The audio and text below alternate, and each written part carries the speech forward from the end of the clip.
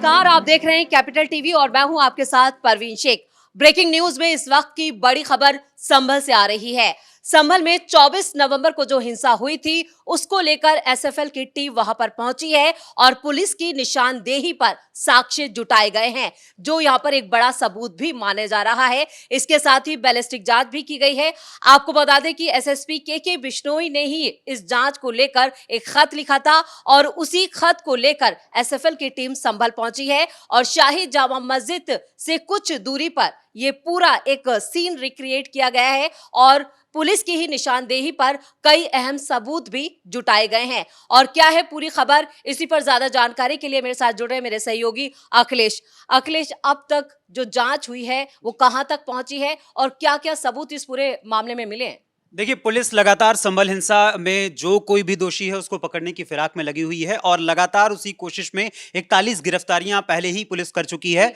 और 41 गिरफ्तारियों में भी 3 महिलाएं शामिल हैं और उसके अलावा एक और गिरफ्तारी अब कर ली गई है। और एफएसएल की जो जांच की जा रही है उस जांच में सीन को रिक्रिएट किया जा रहा है कि आखिर किस तरीके से 24 नवंबर को वो हिंसक घटना घटी थी, किस तरीके से जो एसपी हैं के बिश्नोई उनके ऊपर गोली चलाई गई थी और उसके अलावा दोनों पक्ष जो अलग अलग बात कही जा रही है कि एक तरफ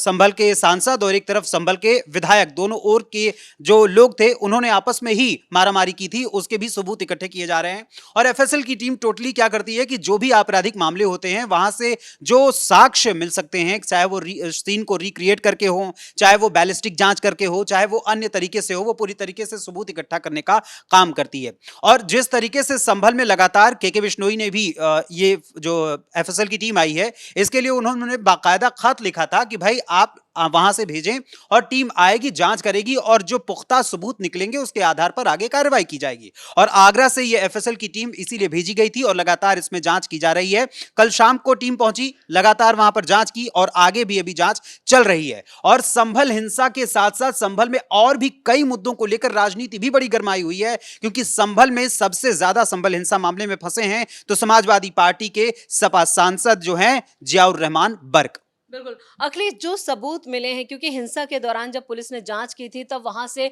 कुछ कारतूस के जो खोखे होते हैं वो बरामद किए गए थे, जिसे एफएसएल के लिए जांच के लिए भी भेजा गया था। तो वो कितने मददगार साबित हो सकते हैं इस पूरे मामले में? देखिए, वो मददगार निश्चित तौर पर साबित होंगे क्योंकि उसकी बाकायदा जांच की जाएगी। एफएसएल टीम तो अपनी जांच कर ही रही है। इसमें यहाँ पर बताया जा रहा था कि उससे पाकिस्तान से भी कनेक्शन है और यूएस मेड वो कारतूस बताए गए थे। बिल्कुल, इसको आतंकी घटनाओं से जोड़ा जा रहा है और आतंकी घटनाओं के सबूत मिलते जा रहे हैं, इसी वजह से वो वहां से जुड़ता जा रहा है। और जिस तरीके से यहाँ पर गोलियां मिली हैं और उसके अलावा एक और घटना घटी थी, उसमें एक दरोगा है फैसल करके, उनकी रिवॉल्वर और उनकी बंदूक की जो गोलियां थी और उसके अलावा जो टीयर गैस है वो भी उनसे छीन लिए गए थे और इसके खिलाफ उन्होंने एफआईआर भी दर्ज करवाई थी, जिसके आधार पर भी पुलिस काम कर रही है। और यहां अभी तक मैं आपको बता दूं कि जो कनेक्शन जुड़ा जा रहा है पाकिस्तान से और अमेरिका से जुड़ रहा है कनेक्शन, वो साफ तौर पर ये दिखाता है कि जो संभल पहले भी आतंकी घटनाओं से जुड़ा हुआ रहा है, उसी संभल में दोबारा से आतंकी घटनाओं को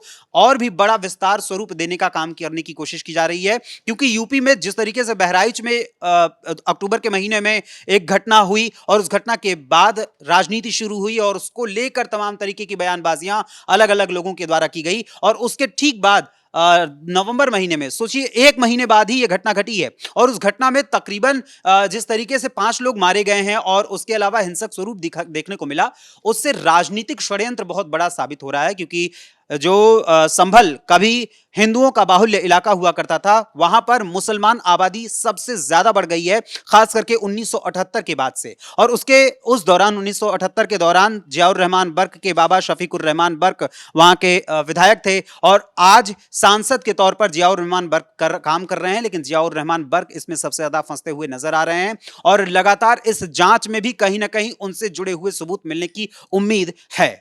अखिलेश, जियाउर रहमान बर्क का आपने यहाँ पर जिक्र किया, उनके ऊपर एक संगीन आरोप है क्योंकि हिंसा भड़काने का, जिसमें 5 लोगों की जान भी चली गई। लेकिन वो खुद यहाँ पर उन्हें अपनी गिरफ्तारी का डर सता रहा था, इसलिए इलाहाबाद हाईकोर्ट की भी शरण में वो जा चुके हैं, याचिका दायर की है। क्या लगता है किस तरह से उन पर कानूनी शिकंजा कस सकता है, उनके खिलाफ क्या एक्शन हो सकता है? देखिए, उनको भय है कि कहीं ऐसा ना हो कि उनकी सांसदी चली जाए, क्योंकि जिस तरीके से रामपुर में उन्होंने उदाहरण देखा है, उस उदाहरण को देखते हुए उन्हें भय सता रहा है। इसके अलावा अभी अभी जिस सीट पर कानपुर की सीसामऊ विधानसभा सीट पर उपचुनाव हुआ वहां भी यही हाल हुआ था, क्योंकि एक आपराधिक मामले में जो नसीम सोलंकी के पति हैं इरफान सोलंकी, उनको जेल हुई और उसके बाद उनकी विधायकी चली गई। तो इनको डर सता रहा कहीं ऐसा ना हो कि मेरी सांसदी भी चली जाए। और इसके साथ ही संभल में जिस तरीके से जियाउर रहमान बर्क के निर्माणाधीन मकान के ऊपर बुलडोजर की कार्रवाई की गई है और इसके अलावा उनको नोटिस भी दिया गया है जो कि 27 तारीख को लास्ट डेट है। और यह नोटिस बिजली विभाग ने भी दिया था कि 1,91,00,000 रुपए की आपने बिजली की चोरी की है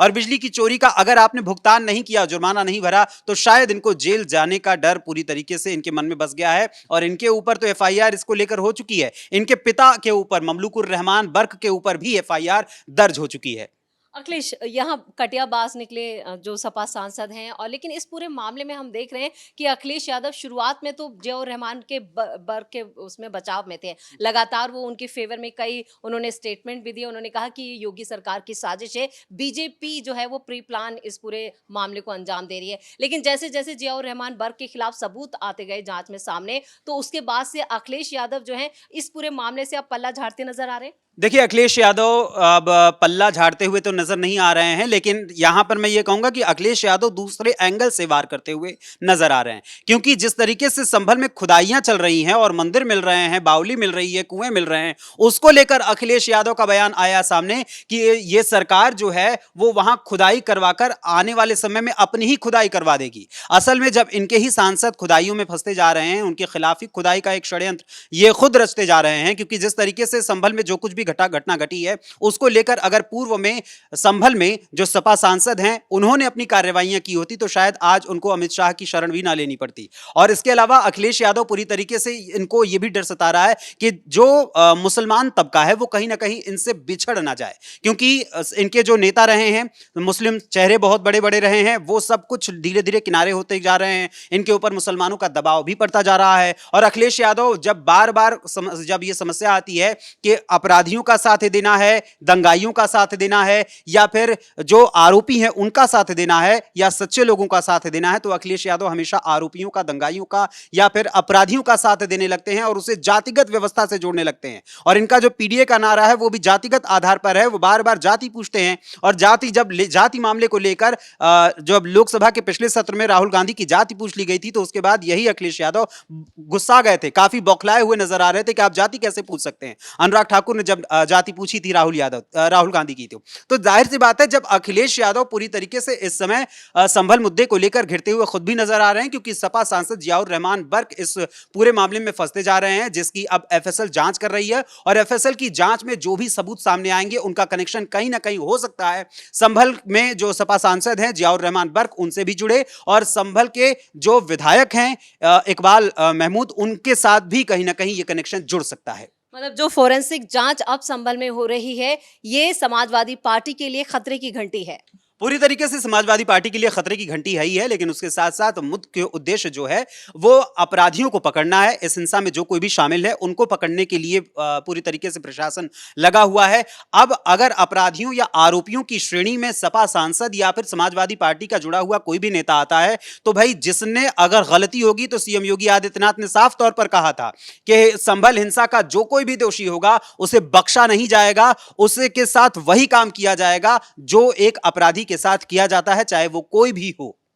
बिल्कुल। अखिलेश, जो संभल में अभी फोरेंसिक जांच टीम पहुंची है, कई साक्ष्य भी जुटाए गए हैं, लेकिन इस पूरे मामले में जो सर्वे वाला यहाँ पर जानना चाहेंगे, क्योंकि जो सर्वे रिपोर्ट सबमिट करानी है कोर्ट में, उसमें डिले होता जा रहा है, उसमें विलंब हो रहा है, उसके पीछे क्या वजह देखते हैं? देखिए, सर्वे जो एएसआई का सर्वे करने की बात कही गई थी, 19 नवंबर को पहली बार याचिका डाली गई थी और उसी याचिका को लेकर पहला सर्वे 19 नवंबर को हुआ और दूसरा सर्वे 24 नवंबर को हुआ। यूपी उपचुनाव के परिणाम आने के तुरंत अगले ही दिन कहीं ना कहीं ऐसा भी नजर आ रहा है कि हो सकता है उपचुनाव का जो दर्द है वो इस हिंसा के रूप में परिणत करने की कोशिश की गई हो। लेकिन अभी एएसआई के सर्वे के मामले के लिए जो रिपोर्ट डालने की बात आई थी या फिर जो जांच करने की बात आई थी, उसको लेकर सुप्रीम कोर्ट ने रोक लगाई थी और अगले महीने यानी कि जनवरी महीने में इस पूरे मामले पर पुनः सुप्रीम कोर्ट में सुनवाई होगी और उसके पश्चात सामने आएगा कि आखिर एएसआई का जो सर्वे है वो आगे जारी रहेगा या नहीं जारी रहेगा, क्योंकि सुप्रीम कोर्ट ने साफ तौर पर कहा था कि जो सर्वे होगा, जो